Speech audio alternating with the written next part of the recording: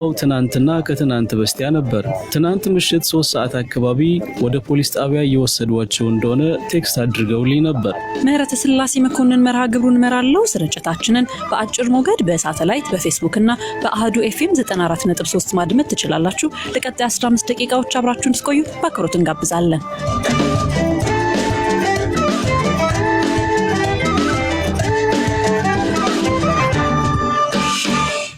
ዳዊት ከበደና በኃይሉ ውቤ የተባሉ የትግራይ መገናኛ ብዙሃን ኤጀንሲ የአማርኛ ክፍል ባልደረቦች ለስራ በቤንሻንጉል ጉሙዝ ክልል ሳሉ አሶሳ ከተማ ውስጥ መታሰራቸውን የኤጀንሲው ዋና ስራ አስኪያጅ አቶ ተሻለ በቀለ ለቢቢሲ ተናግረዋል። ስለተፈጠረው ነገር ለባልደረባችን አክሊሉ ጸጋይ እንዲህ አስረድተዋል።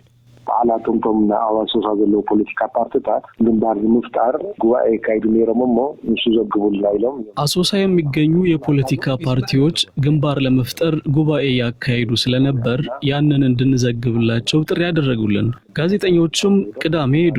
ስብሰባው ትናንትና ከትናንት በስቲያ ነበር። ትናንት ምሽት 3 ሰዓት አካባቢ ወደ ፖሊስ ጣቢያ እየወሰዷቸው እንደሆነ ቴክስት አድርገውልኝ ነበር። ዛሬ ለፖሊስ ኮሚሽነሮች ደውለን መልስ አልሰጡንም። አንድ ኢንስፔክተር አጣርቼ ደውልልሃለሁ ብሎኛል።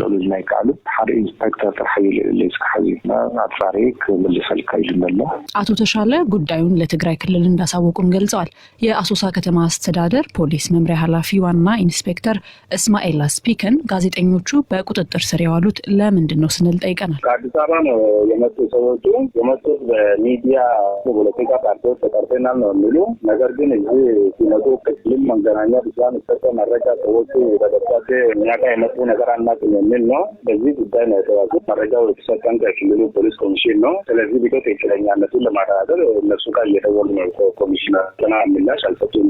አድማጮቻችን ከሰዓታት በፊት በደረሰን መረጃ መሰረት የትግራይ ክልል የህዝብ ግንኙነት ቢሮ ጋዜጠኞቹ በአስቸኳይ እንዲፈቱ ጥሪ አቅርቧል።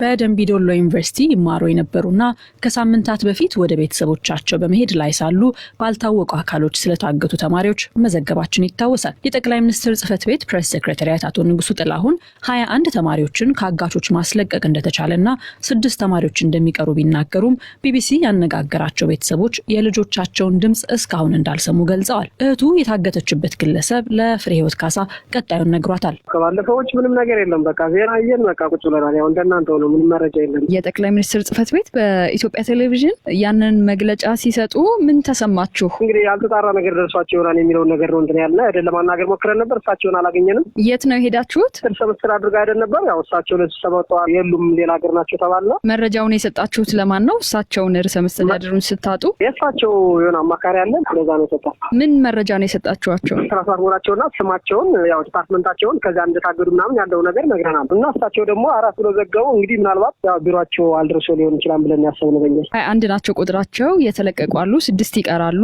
የሚል ነው መረጃውን እንግዲህ የተሰጠ የነበረውና በምን አጋጣሚ ነበር ቤተሰብ የሰማው? ቤተሰብ የሚኖሩት ወደ ገጠር ወጣሉ ናቸው። አይ መስማቱን የነኝ እንደውም ደውዬ ነገርኋቸው። አይ አትጨነቁ ያው ተለቀዋን እየተባለ ነው፣ ያልተለቀቀ እርግጥ ደግሞ አለ እየተባለ ነው፣ ያው እንደሱ ለማስለቀቅ ስራ እየሰራን ነው ያሉ ስለሆነ በቃ አትጨነቁ የሚለው ነገር የነኝ እንደውም ደውዬ አበሰርኳቸው ነበር። አሁን እንደውም ደስተኛ ናቸው እስካሁን ድረስ ግን አለመደወሉ ብቻ ነው እንጂ ያው እንዳሉ እንደተገኙ ነው እነሱ ደስተኛ ናቸው። አንተ በበኩልህ ስትሰማው ምን ተሰማህ? በጣም ደስተኛ ሆኜ ነው ያደረኩት ይዛኔ ማለት ነው። ስልኳን ሞከርክ? ስልክ ሞክሬ ነበር ግን አይሰራም። ስለዚህ አሁን ላይ ምንም እየሰማችሁት ድምጽ የለም ከነሱ በኩል? ምንም የለም እስካሁን። እንግዲህ ባልደረባችን ፍሬ ህይወት ልጃቸው የታገተባቸውን አባትን ማነጋግራ ነበር። ከሳምንታት በፊት ልጃቸውን ለመፈለግ ወደ ደምቢ ዶሎ ሄደው እንደነበር ይናገራሉ። አድማጮቻችን ግለሰቡ በሚኖሩበት አካባቢ የስልክ ጥራት ባለመኖሩ ምላሻቸውን ባልደረባችን ኤልያስ ወርዶፋ ያሰማናል። እነሱም ችግር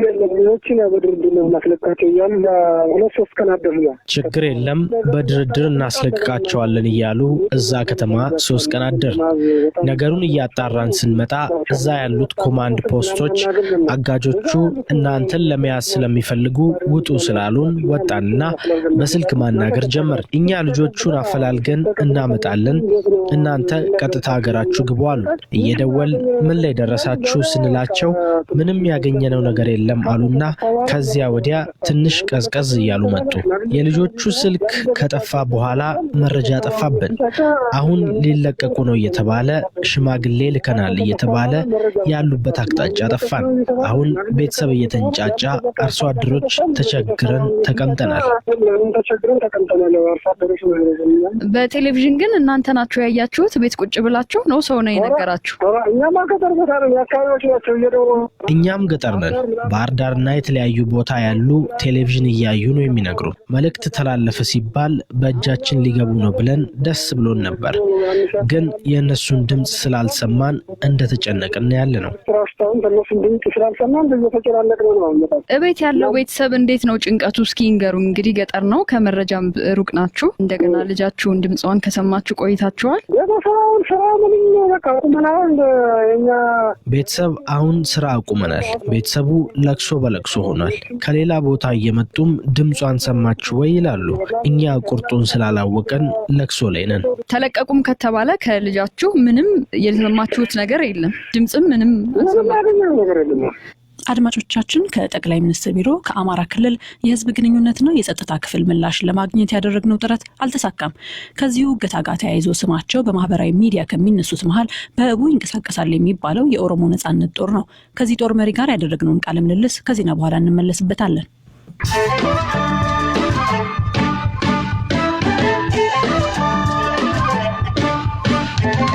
ዘሩባቤል ሰዲቃ ነኝ። አጫጭር ዜናዎችን አሰማችኋለሁ። ኡጋንዳ ውስጥ ሼህ መሐመድ ሙቱምቡ የሚባሉ ግለሰብ ለሁለት ሳምንታት አብራቸው የቆየችውና ሴት ናት ሲሉ ያገባት ሚስታቸው ወንድ መሆኑ ተነግሯቸዋል። ሙሽሪት በአካባቢው ከሚኖሩ ጎረቤቶች የቴሌቪዥን ማስቀመጫና ልብሶችን በመስረቅ ተጠርጥራ በፖሊስ ቁጥጥር ስር ከዋለች በኋላ ነበር ወንድ መሆኑ የታወቀው። የናይጄሪያው ፕሬዝዳንት ሙሐመዱ ቡሃሪ ሴት ልጅ ለግል ጉዳዩዋ የፕሬዝዳንቱን አውሮፕላን መጠቀሟ በርካታ ዜጎችን አስቆጥቷል። ሃናን ቡሃሪ በሰሜናዊ ናይጄሪያ የተዘጋጀ አንድ ዝግጅት ላይ ለመታደም ነበር የአባቷን አውሮፕላን የተጠቀመችው። በሊቢያው የእርስ በርስ ጦርነት ለሁለት ተከፍለው እየተዋጉ የሚገኙት መንግስትና ጀነራል ካሊፋ በሩሲያዋ ዋና ከተማ ሞስኮ ያደረጉት ድርድር ያለ ስምምነት ተጠናቋል። ጀነራል ካሊፋ ሀፍታር የተኩስ አቁም ስምምነቱ የጦራቸውን አብዛኛውን ፍላጎት ያላማከለ ነው በማለት ሳይፈራረሙ ወደ ሀገራቸው ተመልሰዋል። የሌሴቶ ፖሊስ ከሀገሪቱ ጠቅላይ ሚኒስትር የቀድሞ ባለቤት ግድያ ጋር በተያያዘ የአሁኗን ቀዳማዊ እመቤት ለጥያቄ እንደሚፈልጋቸው ገልጿል። ቀዳማዊ እመቤት ማይሲህ ታባኔ የገቡበት ያልታወቀ ሲሆን ፖሊስ የዓለም አቀፍ ሕግ አስከባሪ ተቋማትን እርዳታም ጠይቋል። ለዛሬ ያስኳቸው ዜናዎች እነዚሁ ናቸው። በኦሮሚያ ይንቀሳቀሳሉ ከሚባሉ ታጣቂዎች መሃል አንዱና የቀድሞ የኦነግ ሰራዊት የጦር መሪ ነበር ተብሎ የሚታመነው አቶ ኩምሳ ድሪባ ወይም በትግል ስሙ መሮ ከሰሞኑ የሱ ክንፍ በስፋት ይንቀሳቀስበታል በሚባለው ኦሮሚያ ምዕራባዊ ክፍል አለ ስለሚባለው የጦር እንቅስቃሴ አነጋግረናል። የቢቢሲ የኦሮሚያ ክፍል ባልደረባችን ዘላለም ታደሰ ለመሮ ያነሳለት የመጀመሪያ ጥያቄ በአካባቢው አሁን ስላለው ሁኔታ ነው። ወንቲ አማ ዲቆ አገታዚዙ ቁነምቲን ሐዋሰራ ያሁኑም በጥቂቱ ለየት የሚያደርገው የስልክና የሞባይል ዳታ ግንኙነት መቋረጡ ነው። ህብረተሰቡ እየተገናኘ አይደለም። እንዳሰቡት በኦሮሞ ነጻነት ጦር ላይ የበላይነትን ማሳካት ስላልቻሉ በተለየ መንገድ ሊሄዱበት የወሰኑት ውሳኔ ነው እየተከናወነ ያለው። ከፍተኛ ጦር በበርካታ ተሽከርካሪዎች እየመጣ ነው የቆየው። ከዚህ በተጨማሪ ባለፈው ጊዜ በአስቸኳይ ለአጭር ጊዜ ያሰለጠኗቸው ኃይሎች ወደዚህ መጥተዋል። ይህ ሚስጥር አይደለም። በህብረተሰቡ ውስጥ ሲንቀሳቀሱ ይታያሉ። በህዝቡ ተሽከርካሪዎች ነው የሚገለገሉት። እንደዚሁ ይመጣሉ፣ መመለስ የለም። ዴቢው የሮ ጀዳሞ አይመለሱም ስትል ተመተው እዚህ ይቀራሉ ማለት ነው? ቢታብራራልን። አጭር መልስ እኮ በረቶተ ዩኒቨርሲቲ በደምቢዶሎ ዩኒቨርሲቲ የሚማሩ 17 ተማሪዎች በታጠቀ ኃይል መታገታቸው ይሰማል። በደምቢዶሎና ጋምቤላ መሃል የእናንተ ጦር ነው ያገታቸው ይባላል። ይህን ለመጀመሪያ ጊዜ እየሰማው ያለሁት ካንተ ነው። የኛ ጦር እንደዚህ አይነት ተግባር አይፈጽምም። ከዩኒቨርሲቲ ተማሪዎች ጋር የሚያያይዘን ነገር የለም። ይህ ፍጹም አይሆንም። ከዚህ በፊትም ሆኖ አያውቅም፣ ወደፊትም አይደረግም። ማሮንፋ ናሞታ ቲፒኤልኤፍ እነ ጃል መሮ ከህዋት ሰዎች ጋር አብሮ እየሰሩ ነው ብለው የሚያነሱ አሉ። ሰሞኑን መቀሌ ነበርክ ተብሎም ይወራል። ስትፈልጉ መሮ ሞቷል፣ ስትፈልጉ መቀሌ ነው ያለው። የኦሮሞ ልጆች የሚፈልጉት ነገር አለ። ኦሮሞ ራሱን ችሎ የራሱን ፖለቲካ፣ የራሱን የጥበቃ ኃይል፣ አስተዳደርና ፖሊስ ኖሮት የኦሮሞን ህዝብ ጥያቄ መመለስ ይችላል ብሎ ከማሰብ ይልቅ በተጋሮዎች በኩል ነው በአማራዎች በኩል ነው የሚያዋጣም ብለው ሰበብ ይፈልጋሉ። መሮ ወይም የኦሮሞ ነጻነት ጦር ከነዚህ ጋር ይሰራሉ ሊሉ ይሻሉ። እኛ ራሳችንን ችለን ነው የምንንቀሳቀሰው። ለማንኛውም እኔ የምገኘው በኦሮሚያ ጫካ ውስጥ በወለጋ ቡና ስር ነው። በወለጋ ኢንተርኔትና ስልክ ተቋርጧል በሚባልበት ጊዜ አንተን ማግኘት እንዴት ተቻለ? እውነት ነው። ከመላው ኦሮሚያ መገናኛ ዘዴ ቢቋረጥ ከመላው ኢትዮጵያም ቢቋረጥ አቅም እንዳለው የኦሮሚያ ነጻነት ጦር የራሱ የሆነ ኔትወርክ እንዳለው ከዚህ ነው የምትረዳው።